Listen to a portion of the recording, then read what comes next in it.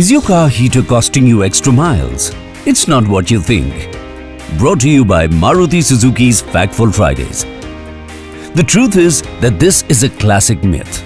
Using the heater does not burn extra fuel. Let's break this down. In reality, the car heater uses heat already produced by the engine. It doesn't burn extra fuel to warm your cabin. Before we dive into smart heater hacks, let's first understand the basic steps for proper heater operations. Turn on the engine. Set the temperature as required and adjust the blower speed as needed. Keep the recirculation mode off when traveling with multiple passengers. This ensures fresh air and prevents suffocation.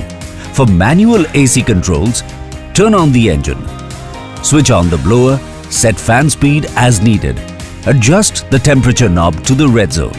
Make sure the recirculation mode is set to allow fresh air from outside. This helps maintain ventilation and prevents discomfort inside the cabin. That's all for today. Don't forget to comment below any topic you want us to cover next. Stay safe, stay informed, stay factful.